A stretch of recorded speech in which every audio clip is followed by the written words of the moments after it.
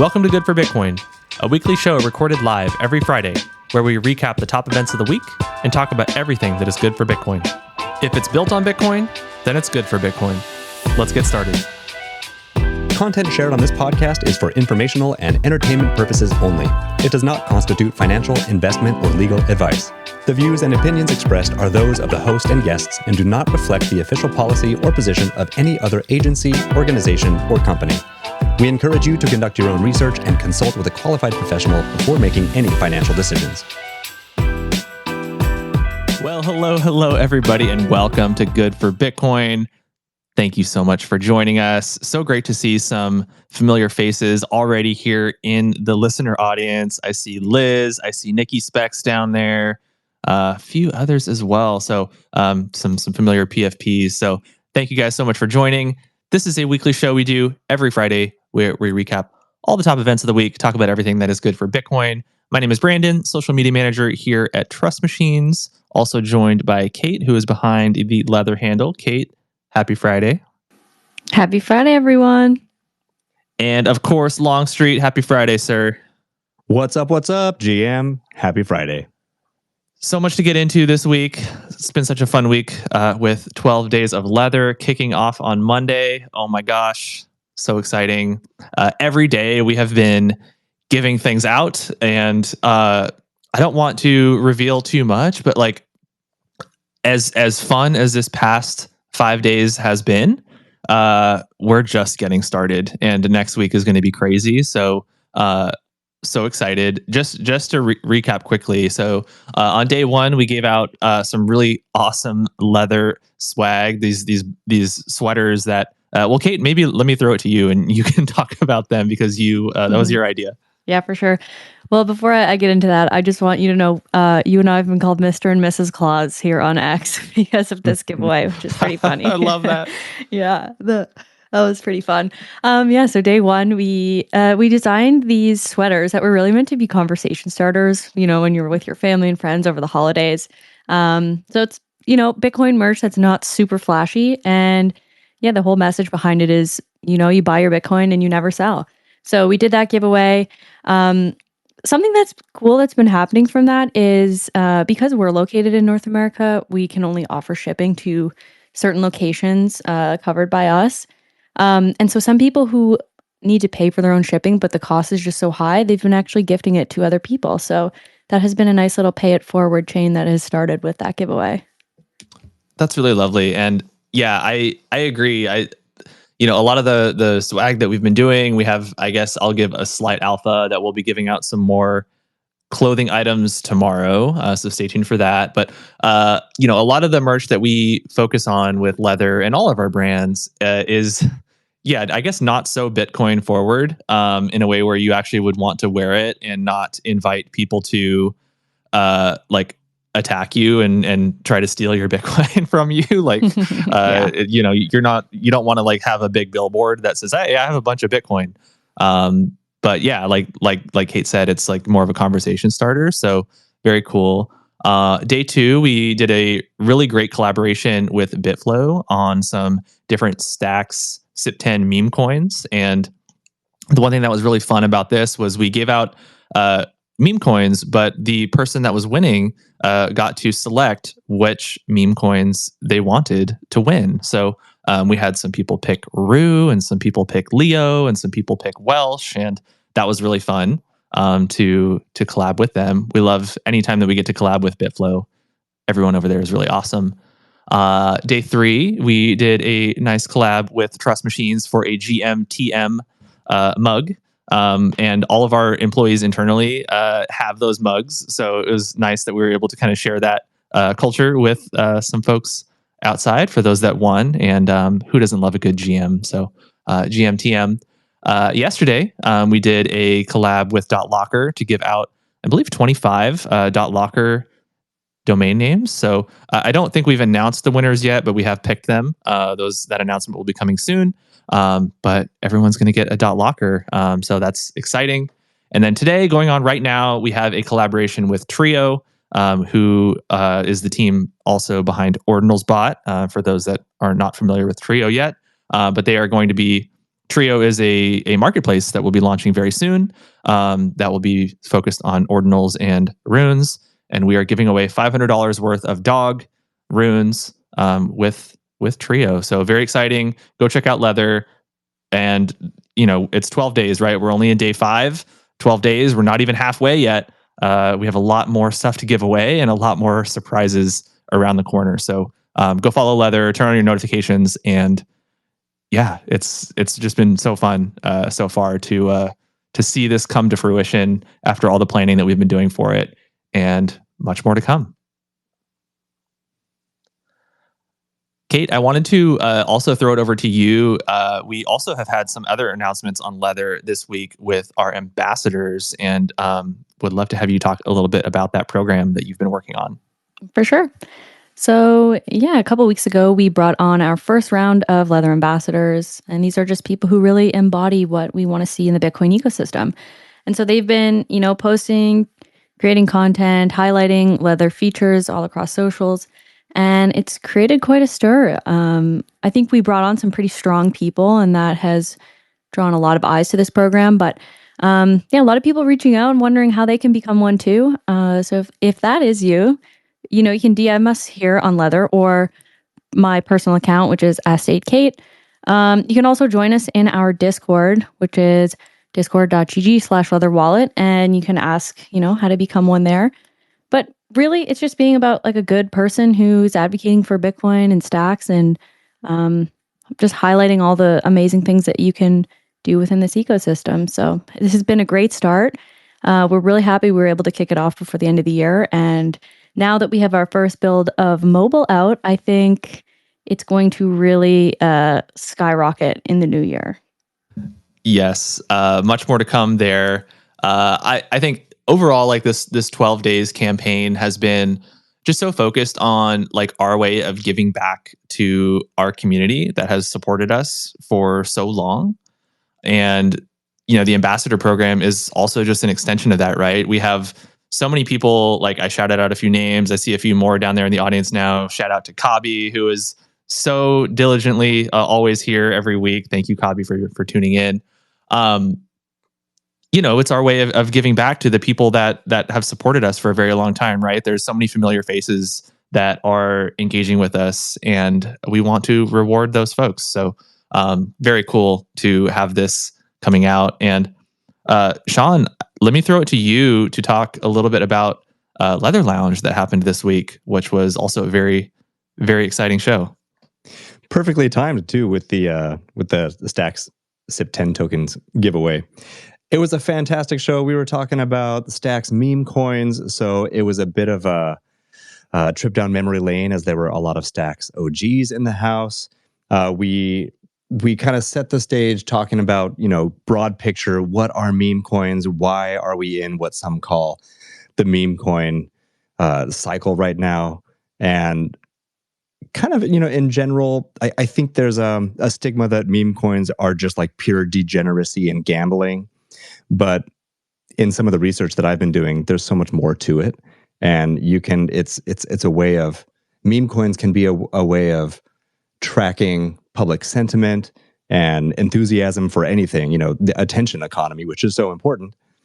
So it can also be used for supporting social endeavors. I mean, there's meme coins being formed around like saving forests, and there will be political, meme coins that help kind of track kind of the way Polymarket tracks the likelihood of something happening. Meme coins, people can vote using meme coins on maybe like a political outcome or bills becoming law. So there's just so much more to meme coins and meme culture than just gambling. So that's kind of how we set the floor. And yeah, we dug in with a lot of great guests. Many of them go deep into the Stacks history. Meme coin Stacks was there. Dylan and Diego from Bitflow were there. GPSC, Anibal was there. Jackman Switch was there to talk about Rue, and he's always cooking up something over there. And Jacob Brown of Jake Blockchain of the Built on Bitcoin podcast and Bitcoin Frontiers Fund was there. he launched a meme coin called Bob, built on Bitcoin. So we had so many great people coming up. It was an awesome conversation, nice tight, like 60-minute, slightly over 60-minute conversation. So definitely go check it out. It was a good convo.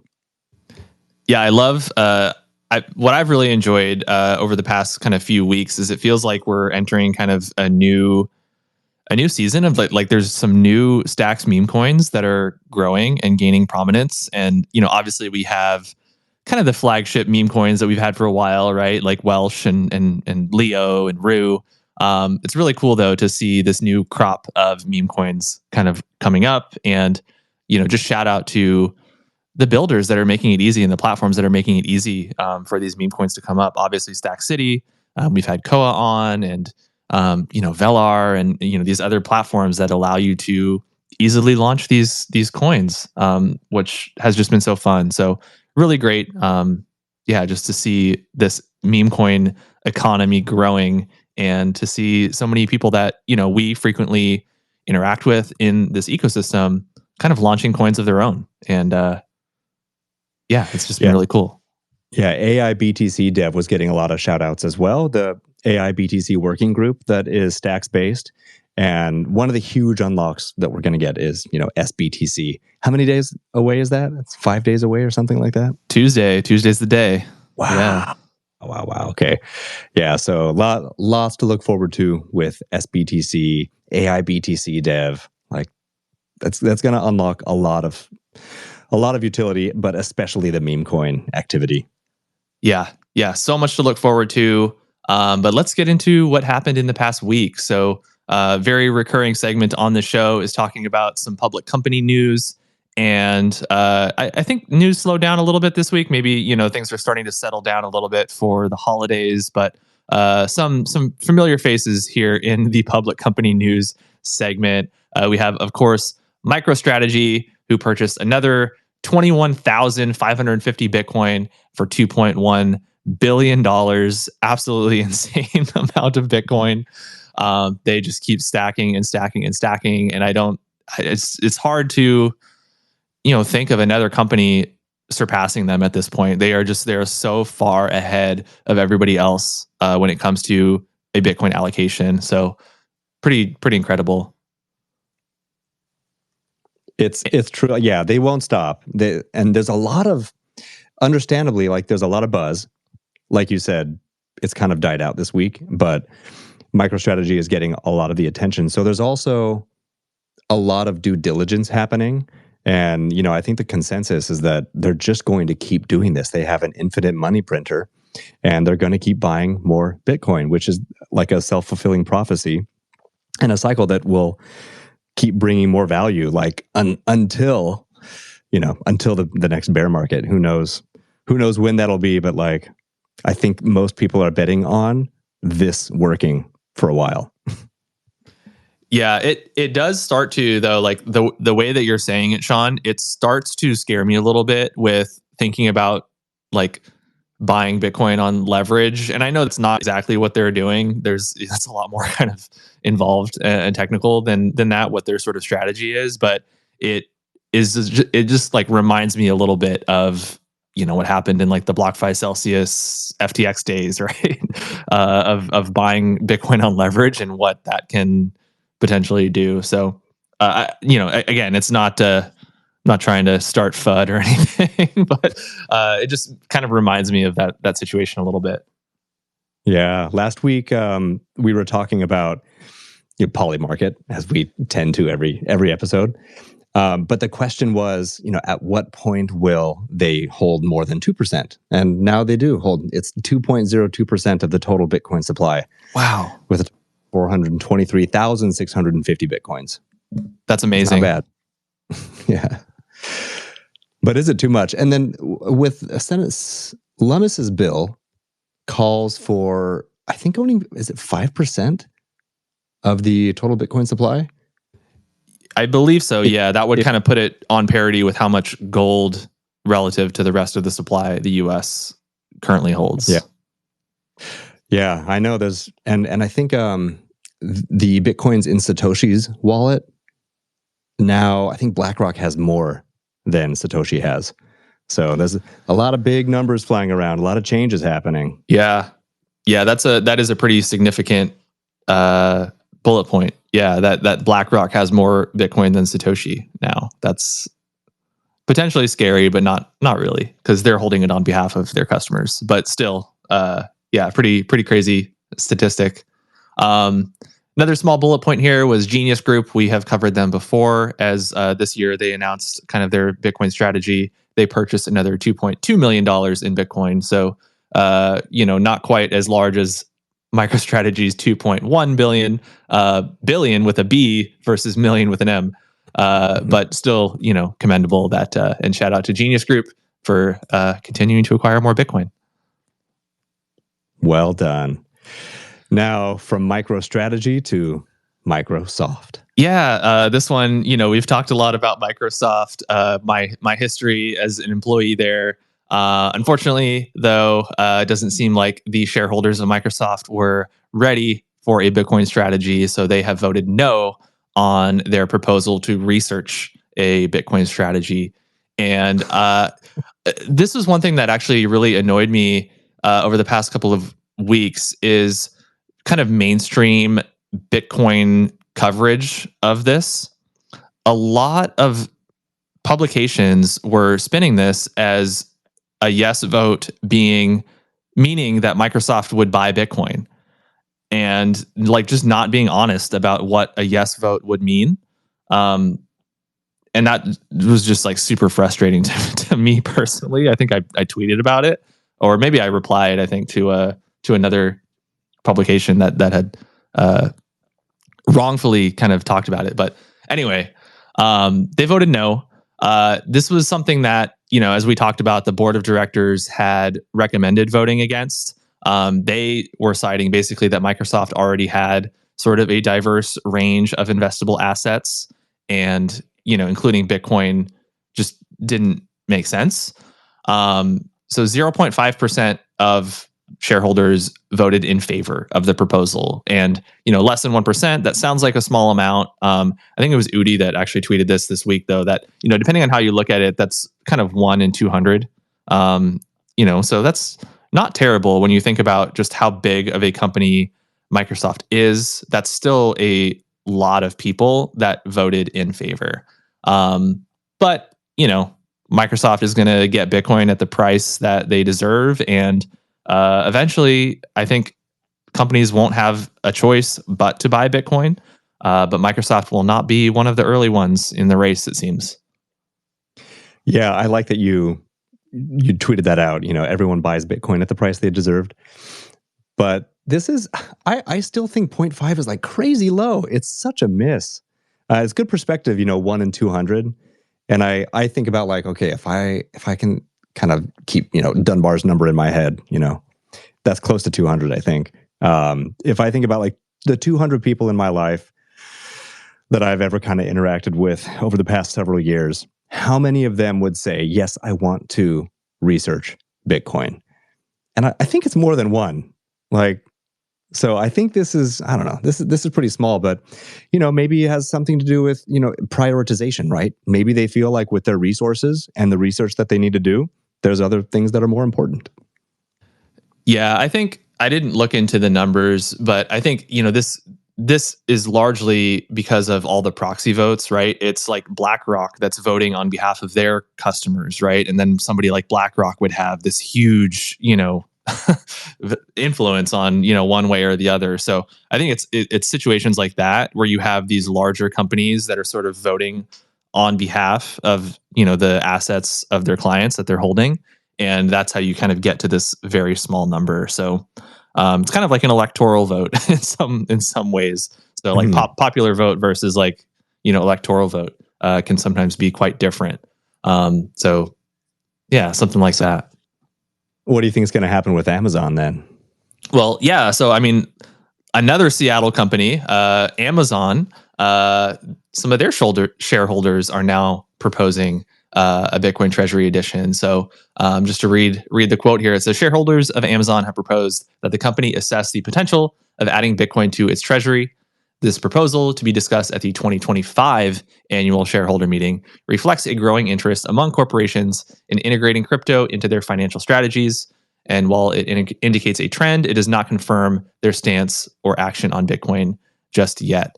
And I think overall, even though like Microsoft voted no, like these companies are paying attention, right? Shareholders are paying attention. The momentum is starting, and they're not quite ready to pull the trigger yet, potentially.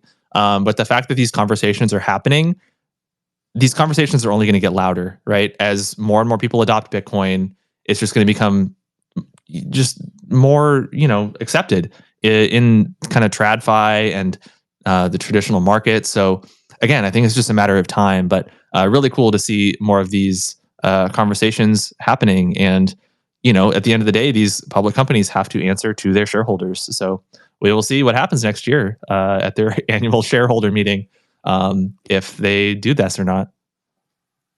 Yeah, I'm curious. We talked about Michael Saylor's 3-minute pitch. I watched it again with my wife, and it was, I think he was, it's an incredible thing, but there's like almost too much information. Like what he's saying is like the slide deck is so dense, you don't really have time to take it all in. So I'm wondering if, would that 0.5%, jumping back to Microsoft, would that 0.5% have been any different if he had taken like a different approach with the 3-minute video? I don't know. Yeah, that's a good question. I do sometimes obviously MicroStrategy has been very successful in their acquisition of Bitcoin. But I do wonder if somebody like Saylor is the best person to be doing this type of outreach sometimes, because he is almost so orange pilled that it can sometimes be like, I would think, overwhelming for like the normal people that are out there that aren't, yet on board with Bitcoin. Because he's just so, just locked in that it can maybe be a deterrence for people to like not want to listen to him. I mean, the education necessary to really understand Bitcoin, it takes a long time. I mean, you can't just like knock it out in a 3-minute video. So yeah, obviously, some of the companies aren't there yet, but many are, as we talk about each week. Something fun that I read, kind of, it's obviously related to Amazon, their in-home device, Alexa.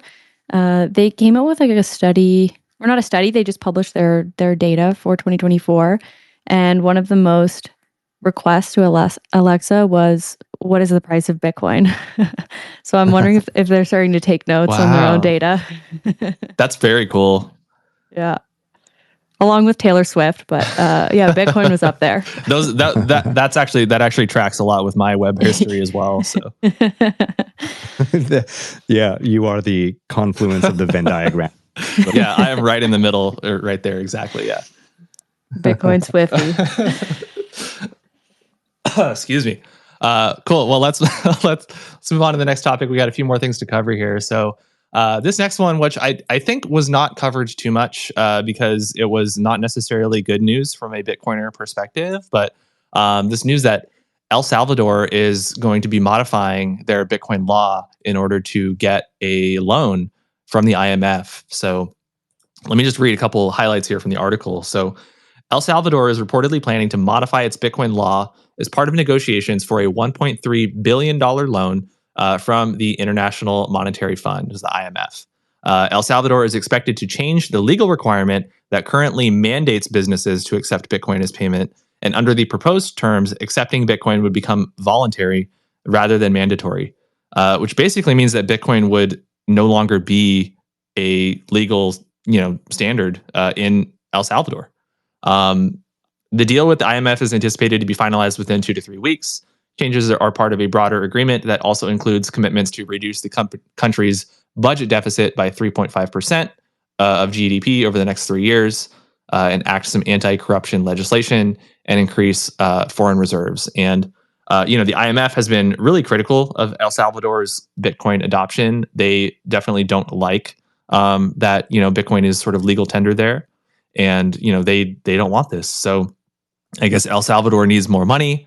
They're trying to get it from the IMF, and the IMF is saying, "Hey, we'll give it to you, but you need to remove Bitcoin from being a required legal tender." So I guess we'll find out in a couple weeks if this actually goes through or not. But yeah, I wasn't aware, I guess, that El Salvador was in this need of money this badly, where they might be considering something like this.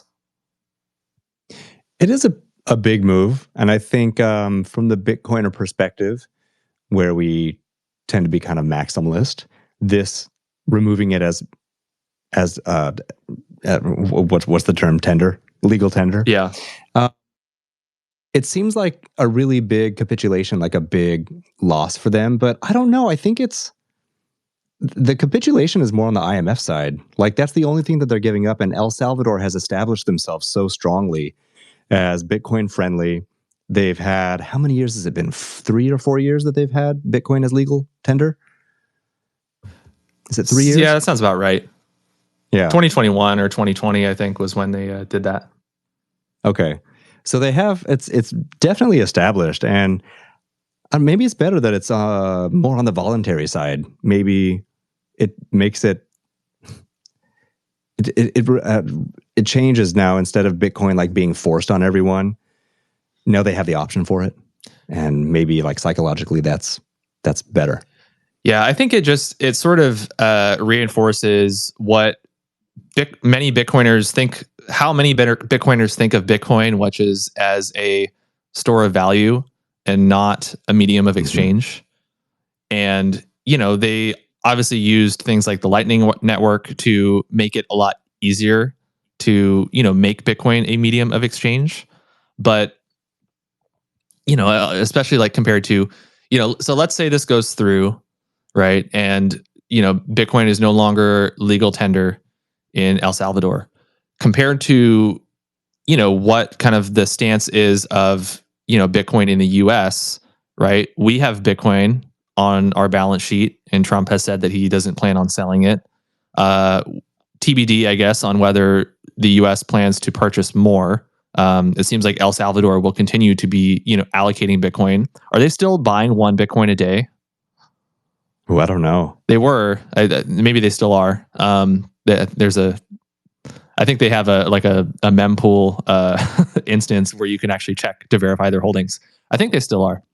But by Bitcoin not being legal tender, it makes them closer to kind of how the US currently treats Bitcoin, just in terms of like, it's not legal tender. If you're a merchant, you can accept Bitcoin, and you have to kind of do the tax calculations and stuff in order to figure out that. But I think the biggest difference between kind of the US and El Salvador, if this goes through, will just be the fact that El Salvador is buying more Bitcoin and the US is not yet doing that, but both will be holding it. Yeah, true. And we are seeing that narrative become a little bit more dominant, that it's not a medium of exchange as much as it is digital gold. And we just saw that the United States just identified the Treasury named Bitcoin as digital gold. Yeah, that's a great point. And yeah, I mean, we'll see what happens if they, I guess just, in terms of acquiring more Bitcoin, this will not change that for them, right? They'll continue to mine it. They'll continue to hold it and, presumably continue to buy more. But yeah, very interesting development, at least. You want to move on to stateside? Yeah, so we had a new state kind of bill here get introduced. So Texas State Representative, man, I'm gonna butcher this very Italian name. It's Giovanni Cap. I don't even know. I don't even want to say it. I'm gonna say Texas State Representative Giovanni C. Yeah, you gotta have like the hands when you say it, right? Yeah, okay.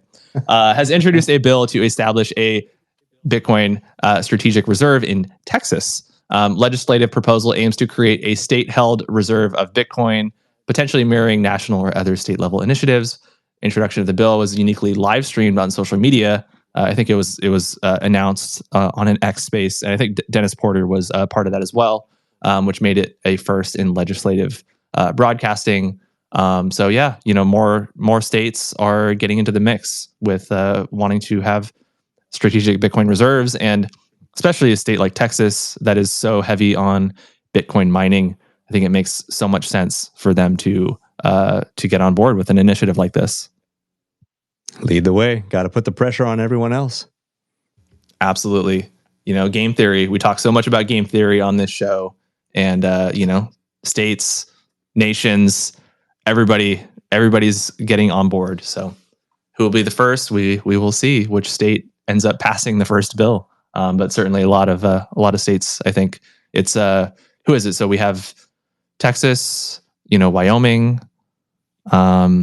Which other states? Do we have any other states that are trying to do this? I think Pennsylvania. That's was right. about We it. did. Yeah, we Pennsylvania. So pretty cool stuff.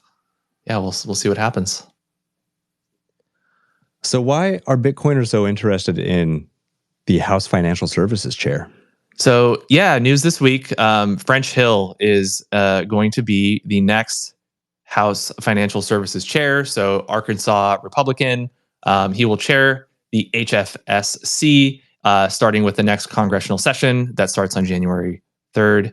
And that will put him in charge of a committee that is critical to passing crypto legislation that's focused on stablecoins and market structure, which are two things that the entire crypto community has been asking for a very long time. And very importantly, it will also make him an important figure in the oversight of the SEC, which and the CFTC as well. So pretty big, position that oversees a lot of kind of the legislation and enforcement and regulation of our industry. So his appointment followed a competitive race among four contenders, culminating in a second ballot victory for French Hill. He's currently the chair of the subcommittee on digital assets, financial technology, and inclusion. There's a lot of he's been already on like a lot of podcasts on like Laura Shin, and I think he's been on like the On the Brink podcast, and he's been interviewed and kind of made the rounds on a lot of crypto podcasts already. So he's very, very familiar with the space. And yeah, so the House Financial Services Committee, they basically work with the Senate Banking Committee to oversee the SEC, which Trump had appointed Paul Atkins to lead last week. Also works in the House and Senate Agriculture Committees, who oversee the CFTC. And he will be replacing Patrick McHenry as the previous HFSC chair.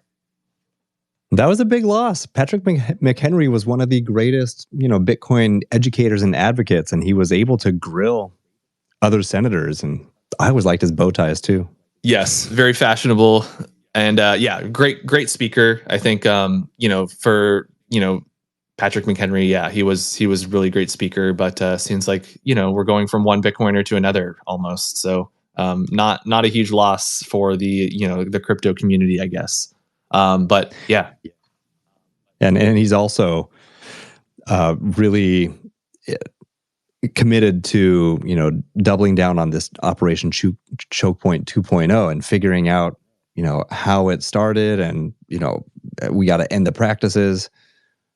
Yeah, looking back or listening back to some of the podcast appearances that he has been on before, he has specifically talked about ending Operation Choke Point 2.0. Also specifically promising that both a market structure bill and a stablecoin bill would be the first two pieces of legislation that he would work on, getting through and getting passed in the U.S. So again, these are things that just the U.S. U.S. crypto companies, U.S. Crypto users have been asking for so long, and seems like French Hill is going to be leading the way for us to get that to happen, hopefully in 2025. So exciting stuff to come. Can you imagine, like, if you were able to send yourself a letter like 2 years ago? I think it was like the max bottom 2 years ago, right? With all of this bullish news, all of these good appointments, like that would have been very reassuring. It's kind of hard to believe. We're at 100,000 right now. We finally have all these educated people in politics, thanks to Shaylee and the Dennis Porters of the world, educating people, and it's I don't know, it's looking like good times ahead. 2025 is going to be very exciting. It certainly is. And yeah, I posted last night. I was looking at the price, and like Bitcoin's still at 100K. It's like, over 100K pretty consistently now. And it's not, but like in spite of it being at 100K, like the price doesn't feel very exciting to me. It really just doesn't feel like we're anywhere near that like peak euphoria stage yet that we always see that kind of marks the end of these 4-year cycles. It just does not feel like we are close to that yet at all. Right. Yeah. It's the growth. I mean, there was a pretty quick ascension up to 100, but like you said, it feels really healthy and it feels sustainable. Yeah. The fact that we're holding here is very positive. And we don't give financial advice on this show at all, but it does feel like we have more to go from here, and we have not reached peak levels of insanity yet. Yeah. Ryan Rasmussen does. He had some predictions for Bitcoin getting to 200K because of, the ETF flows, 7,000 ETH, Solana going up to 750. So that was pretty reasonable. A $200,000 Bitcoin, that's twice from here. But I think it's totally reasonable. I mean, on one hand, it sounds crazy. It's a doubling. But on the other hand, it sounds very reasonable.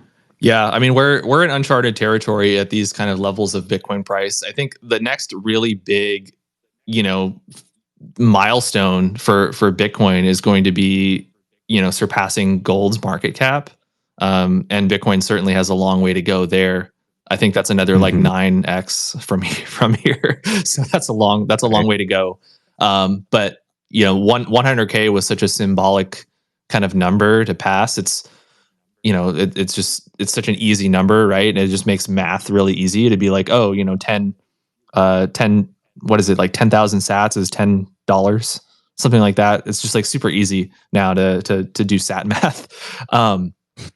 So yeah, that's the next milestone. Well, Trump is insisting that he's going to make it go higher, and he wants to see it at 150. So I don't think we need I don't want him to do that, right? I think like that's going to happen naturally, I think, as more adoption happens. We don't need Trump pumping Bitcoin's price. Like Bitcoin's price will pump on its own. Yes. But we just need clarity. Like give us clarity. Yes. Bitcoin does Bitcoin on Bitcoin's terms. We can all help in our own little ways. Like educating people and having great podcasts like Good for Bitcoin. Absolutely. Well, I think that about wraps it up in terms of all the news for this week. Again, so much to look forward to over the next week. SBTC launching. We will have 6 more days of our 12 days of leather happening. And I said it at the top of the show. I'll say it again. Like if you think these last 5-6 days have been exciting, wait until the back half of 12 days. We have so much to look forward to, and it's just going to be so fun. So going to be a very fun week next week. We have really good plans for Leather Lounge. I'm not sure if we've solidified our guests yet. If we want to talk about that, jump in. But, and then Good for Bitcoin. I think it'll be our last Good for Bitcoin of the year next week. So really great way to close out the week with all the things that were happening with leather, especially, and a few more product announcements coming. Gonna be a good one. All right, good stuff. Well, thank you everybody for tuning in. See many familiar faces in the audience right now. Shout out to Rosar. Shout out to Reese, Shaylee, Kabi. I see Liz down there. Oh wow, we have so many people, so many familiar faces. Trippin' Monkey, Nikki Specs, LMNO. Wow. Thank you guys so much for tuning in. We will see you next week. And yeah, keep following Leather for the rest of the 12 days. And have a good weekend. Bye, y'all. Thanks, everybody. Cheers. Thank you for listening. We record Good for Bitcoin live every Friday at 2 p.m. Eastern Time on X. Please follow us at Trust Machines Co. if you would like to listen and engage with us live. Visit us at trustmachines.co for all the latest Bitcoin news. We'll see you next week.